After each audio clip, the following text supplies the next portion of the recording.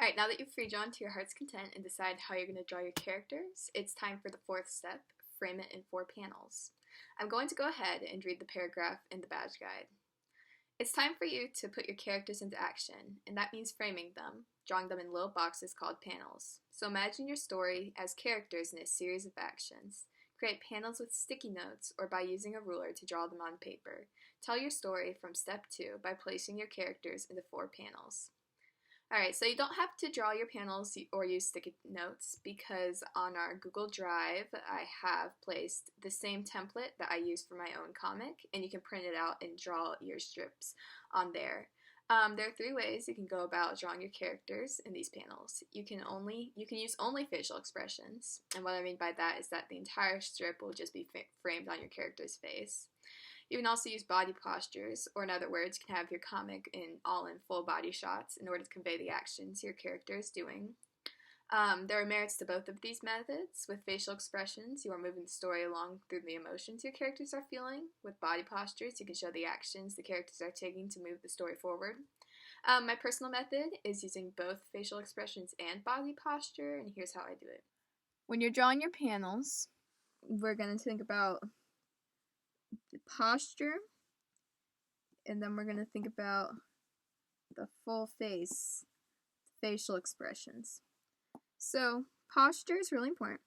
How I draw posture is I think about lines and how they're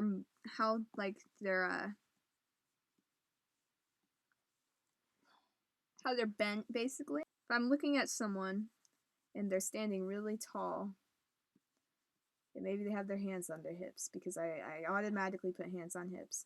Then they're gonna have like this kind of upward sort of back look, because so when you look at someone, maybe they're slouching, well then it's gonna be like this. Maybe they have their hands in their pockets because they're slouching. Here, when you have like this strip with this panel, I always like to start my first panel with my 4-panel strips with like a posture. So this looks like they're having a party. Let's have a party. This is a party theme now. These people are having a party, apparently. That's a disco ball. I think he's hanging it up. And this person's really excited. So this tells us about the setting. There might be a speech bubble here.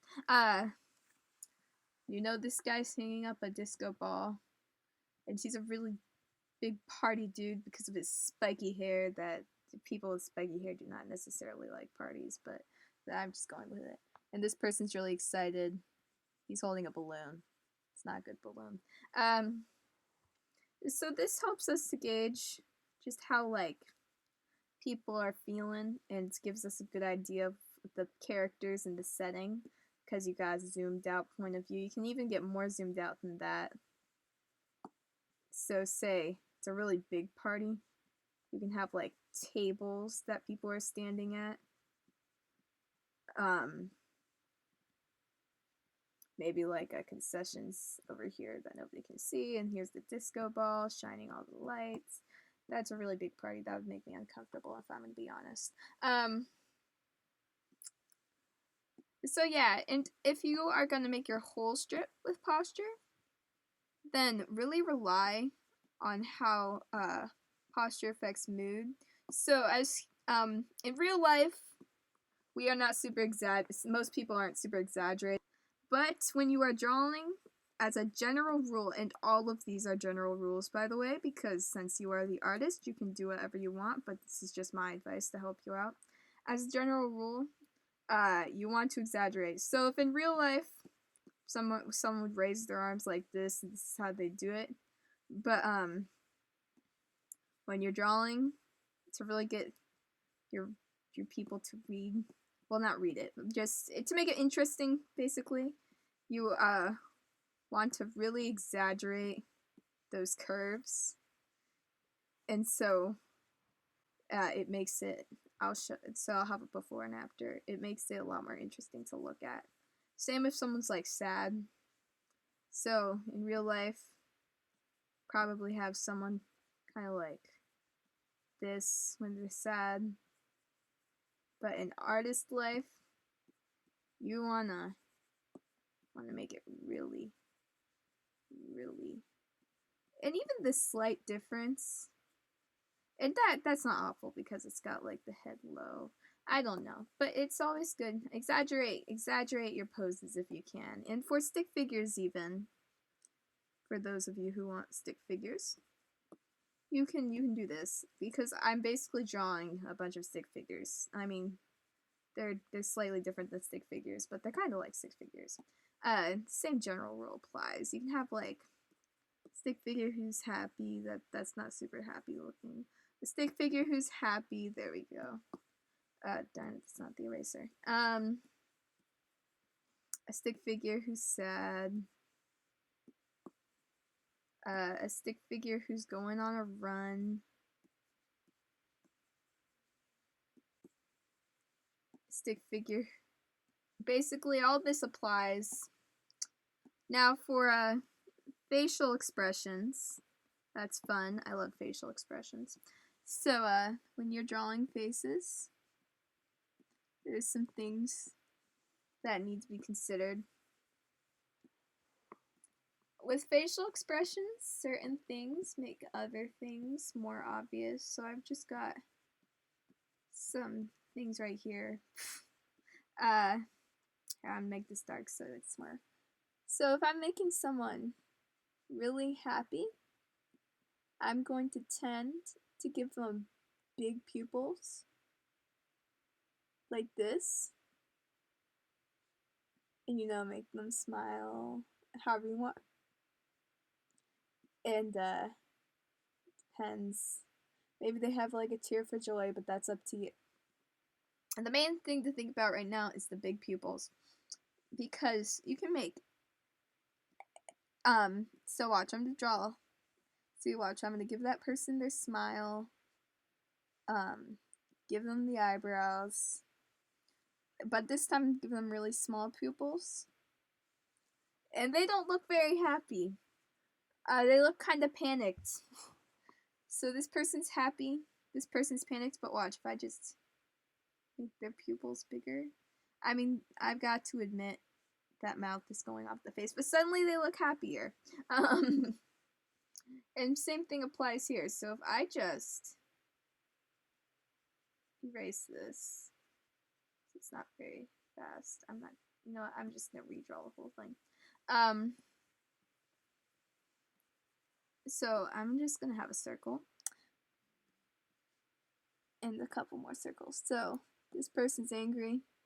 It's always good for upset faces to have really small pupils. That is not a good circle.